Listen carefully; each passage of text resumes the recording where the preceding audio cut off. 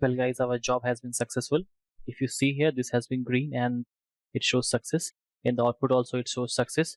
Now if you want to check whether this has been deployed or not, so you can just go to Apache Tomcat and just put the location, that is your web app. It should be here. Yeah, so this is what we have done here. This is what we have defined in our Git repository, and your Jenkins was able to build that Maven file, and after building it just copy pasted the entire directory into your Jenkins. Now what Jenkins did, Jenkins just copied those files and pasted in your Tomcat server. So if you go to Tomcat server here, here is your Tomcat server. So let me go to the directory here, cd opt Tomcat, and inside Tomcat you will find web apps. This is web apps, and inside that you have web, this WAR file is there, right? And this has been decoded here if you see the date. So this is, now it's 1948 the timing, and it has been deployed 5 minutes earlier. If you want to go inside your web.app, you can go and you can find all the source file and meta.inf and index.jsp's. So this is what we have generated, a temporary thing. I will just change into proper website.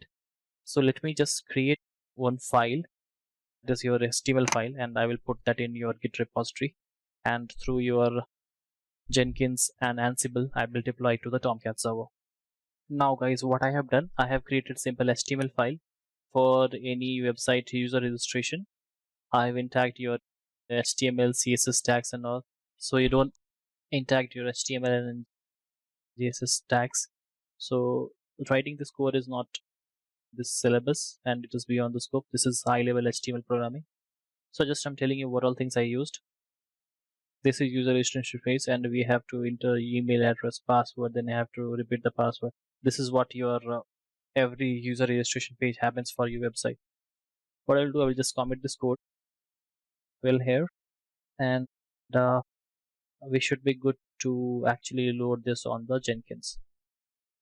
Alright, so let's go to Jenkins now, and let me configure this job. I can rename this to, like, this is, you can just make this as final project,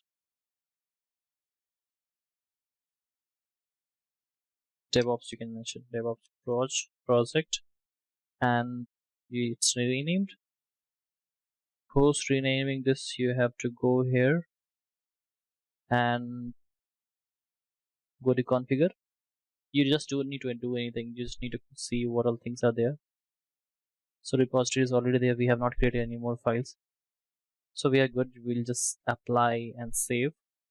We did nothing, we just check whether repository direction and the URL is correct or not. Then you have to go to Jenkins and then run this job again. So we just committed our code in Git, and then your Git Jenkins will pick up the code from Git. And what Jenkins will do, now your Jenkins will actually, this is not the, yeah, this is the one. So Jenkins will build the code and it will send the build artifacts to your Ansible, and Ansible will deploy the code and put that version on your Tomcat server. So your build is going on. See, if it is successful it should show in blue, otherwise it will show red. If it is unstable it should say yellow. So this is good, it shows success. Now let's go and refresh this page and see what it comes. We have created a user registration page through your DevOps project. So guys, this works completely fine. If you go here to Tomcat and if you just navigate back and see the timings of your deployment, you will be able to see what we have done here. Okay, not this one. So go cd opt Tomcat and your file web apps.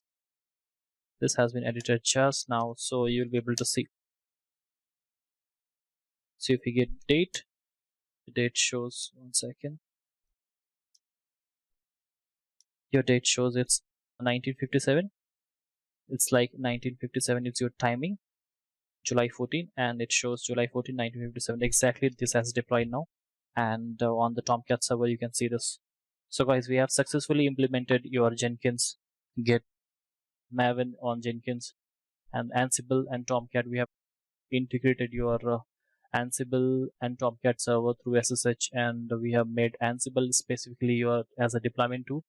We made Jenkins specifically as your build tool, and we have Git as your distributed centralized control system. Through the help of all those tools, we have configured a website, and we are able to complete this DevOps project.